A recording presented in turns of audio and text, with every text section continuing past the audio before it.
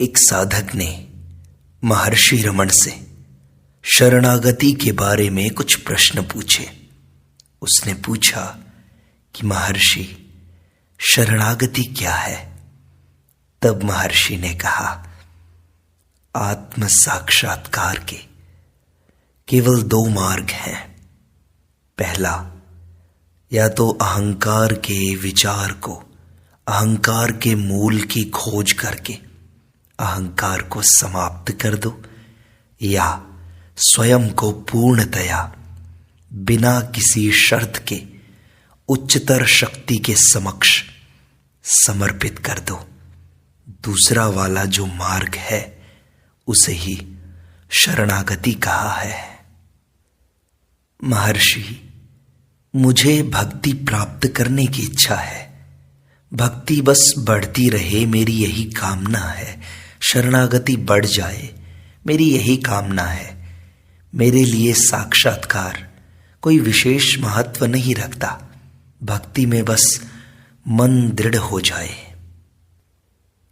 यदि भक्ति की अभीप्सा है तो साक्षात्कार आपके न चाहने पर भी आपको प्राप्त होगा।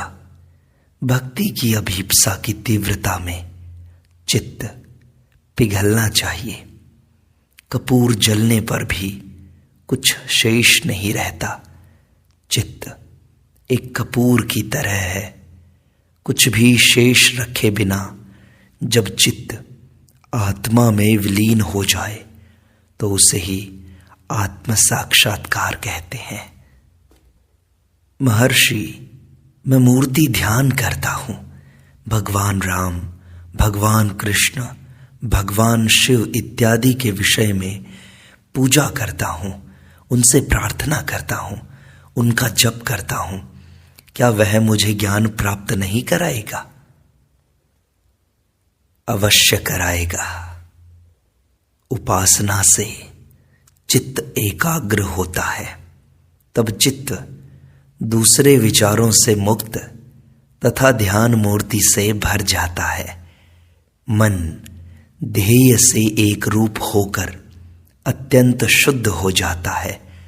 तब सोचिए कि उपासक कौन है, उपासना कौन कर रहा है? उत्तर आएगा, मैं अर्थात आत्मा। इस प्रकार अंत में आत्म प्राप्ति होती है।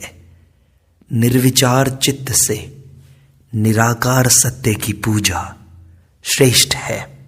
लेकिन जब मनुष्य ऐसी निराकार पूजा के योग्य नहीं होता, तब केवल मूर्ति पूजा करना उचित है। निराकार पूजा केवल उन लोगों के लिए संभव हो सकती है जो शरीर को अपना नहीं मानते, जो शरीर और मन के भाव से मुक्त हो चुके हैं। जानिए कि स्वयं को आकार वाला अहंकार जो लोग मानते हैं, उनकी पूजा साकार मूर्ति पूजा ही होती है।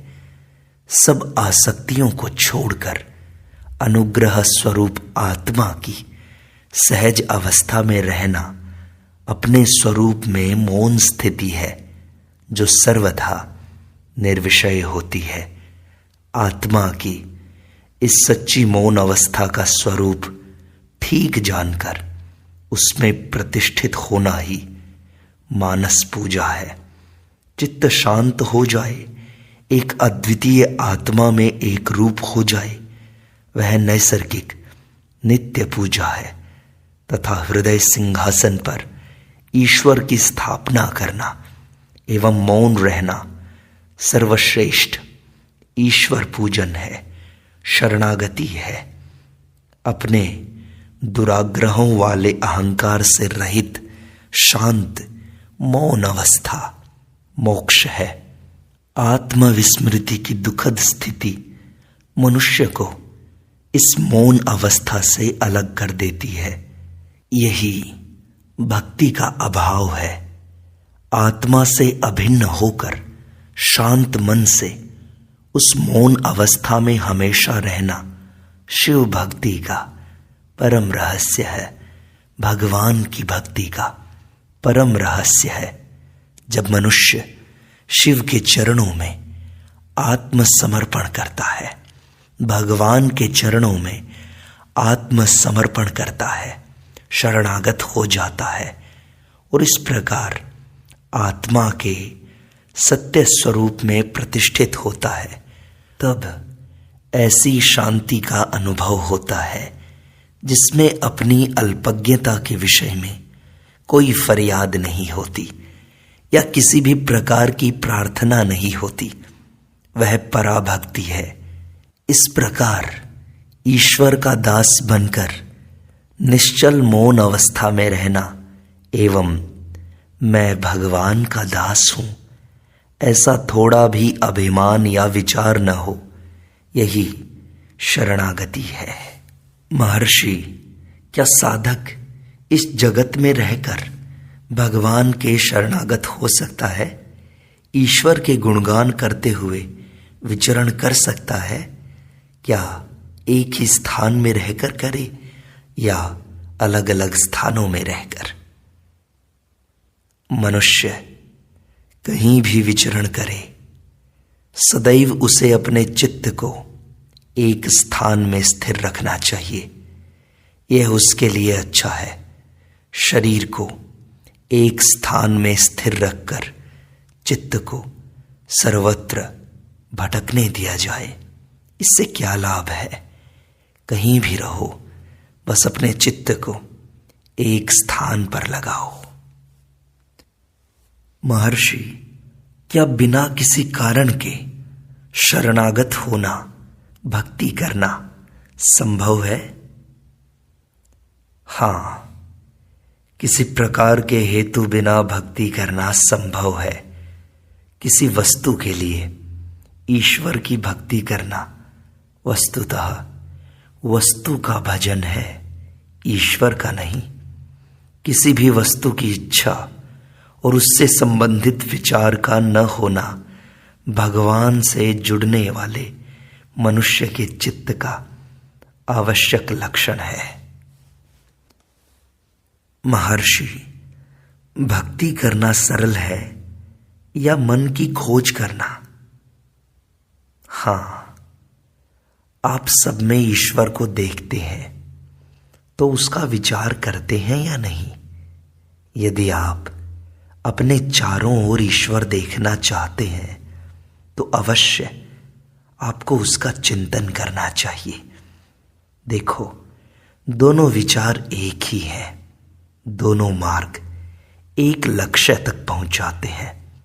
एक में अहंकार को जीवित रखकर उससे प्रक्रिया प्रारंभ होती है, उसके मूल की खोज होती है, और भक्ति में सीधा समर्पण करना होता है, सीधा अहंकार को नष्ट कर देना होता है। यह तो साधक के स्वभाव के अनुकूल है। साक्षात्कार केवल आत्मा में आत्मा का होता है, आत्मा से अलग कभी भी नहीं हो सकता। ध्यान साक्षात्कार से पूर्व अवश्य होता है। यह ध्यान ईश्वर का हो या आत्मा का, इससे कोई फर्क नहीं पड़ता, क्योंकि ध्येय लक्ष्य एक ही है। आप किसी भी तरह आत्मा से दूर नहीं भाग सकते। आप सब में ईश्वर को देखना चाहते हैं, पर स्वयं में नहीं। ये कैसी बात है? यदि सब कुछ ईश्वर है तो क्या सब में आपका समावेश नहीं है? तो ये दोनों मार्ग एक ही लक्ष्य तक पहुंचाते हैं। साधक को कौन सा अनुकूल पड़ता है, उसे विचार करना चाहिए। महर्षि, सब में भगवान को कैसे देखा जा सकता है? ईश्वर को देखने का अर्थ है ईश्वर होना। तुम ईश्वर होकर ही संपूर्ण जगत में ईश्वर को देख सकते हो। ईश्वर से भिन्न कुछ भी नहीं है जिसमें ईश्वर को होना पड़े। सब कुछ ईश्वर है केवल ईश्वर ही है। महर्षि, भक्त को ईश्वर की सहायता है, उसकी आवश्यकता है जिसकी वह भक्ति कर सके। क्या उसे यह उपदेश करना चाहिए कि भक्त और भगवान नहीं, केवल आत्मा है? तब तो भक्त का ईश्वर से विश्वास उठ जाएगा। क्या करें? यह सच है कि साधना के लिए ईश्वर आवश्यक है, लेकिन भक्ति मार्ग में भी साधना का पूर्ण लक्ष्य आत्मसमर्पण के पश्चात ही प्राप्त होता है। इसका अर्थ अहंकार के विलीन होने के पश्चात के आत्मा के जैसा आत्मा होता है, उसके अलावा कोई और नहीं होता। मनुष्य कोई भी मार्ग पसंद करे, मैं अहंकार जरूरी रूप से होता है, चाहे वह भक्त हो चाहे वह ज्ञानी हो।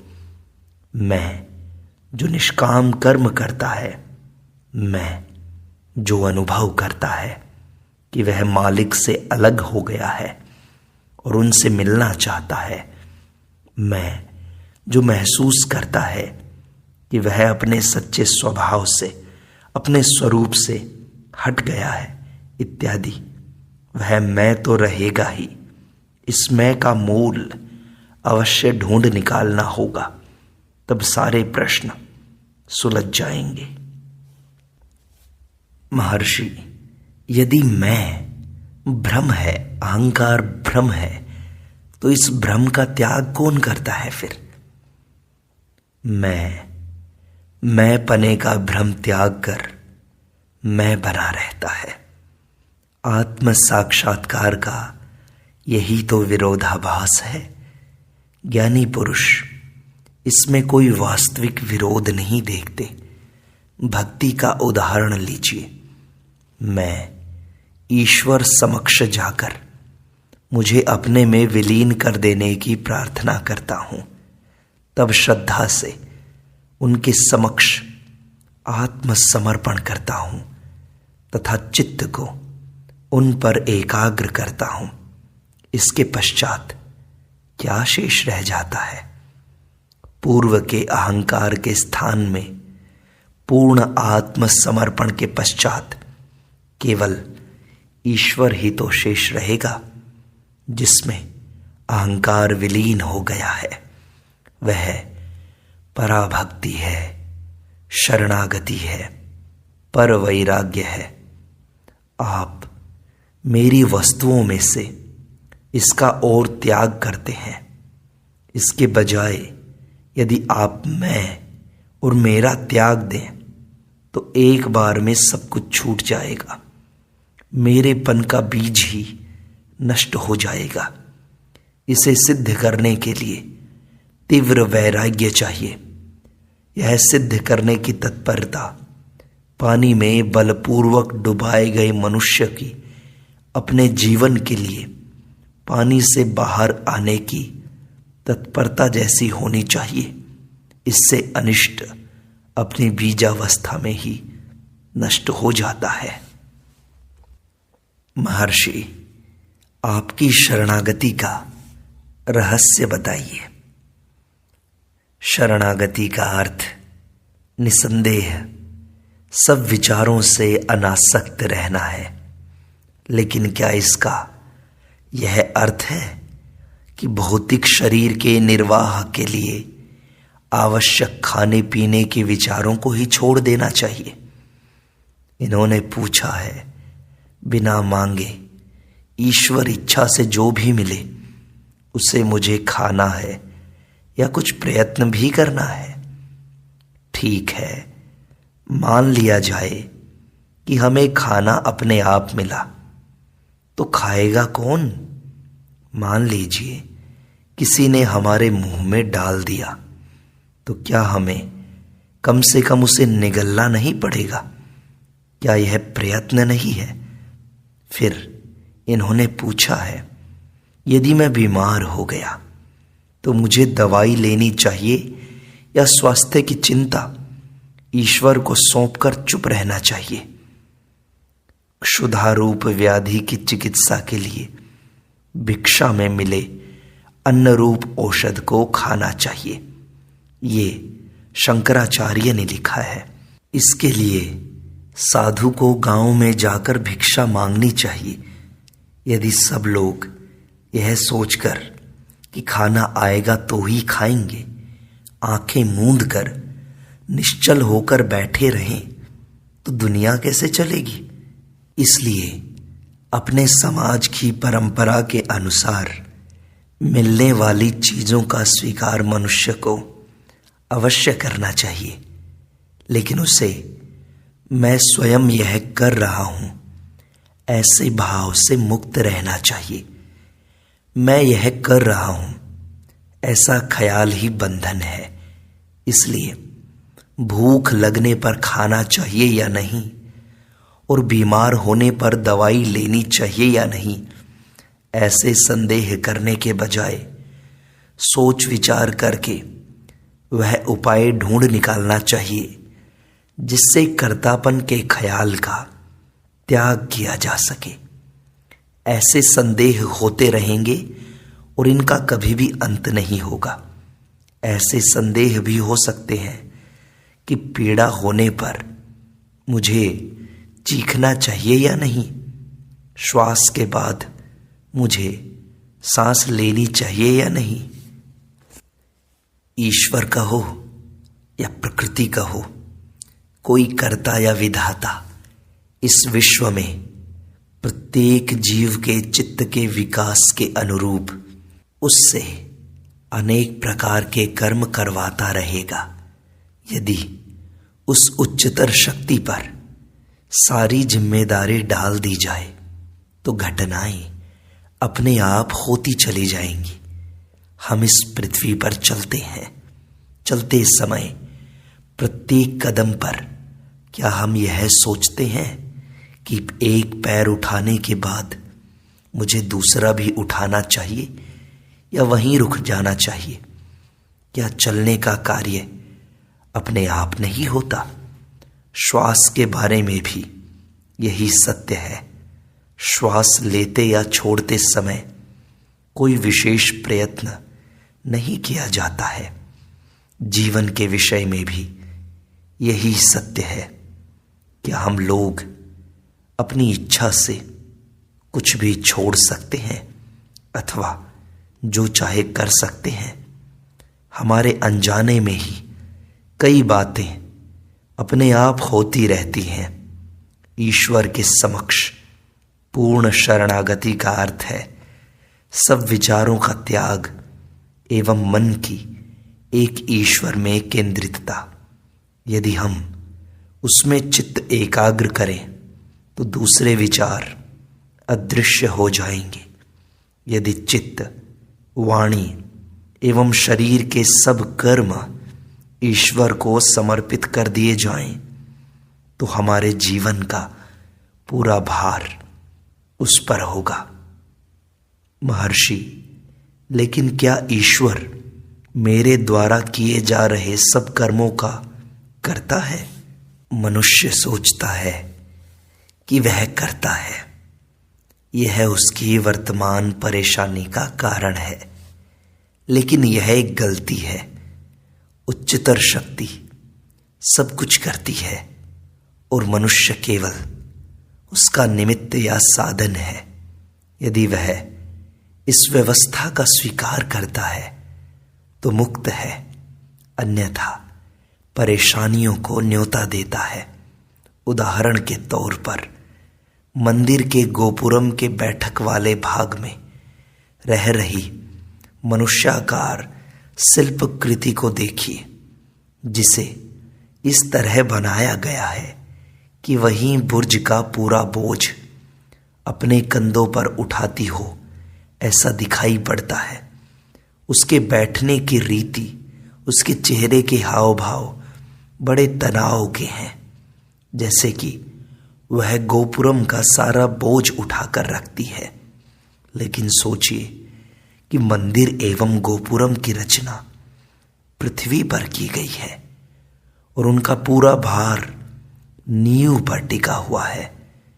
शिल्पकृति गोपुरम का एक भाग है, लेकिन ऐसा दिखता है कि जैसे वह पूरे मंदिर को अपने ऊपर उठा रही हो। क्या यह विचित्र नहीं है? इसी तरह मनुष्य भी अपने आप को कर्ता मानता है। यह नासमझी है। अपना सारा भार ईश्वर को समर्पित कर दो। अपने कर्तापन के भाव को ईश्वर पर छोड़ दो, तब तुम्हारा सारा संशय नष्ट हो जाएगा। तुम्हें शरणागति प्राप्त होगी।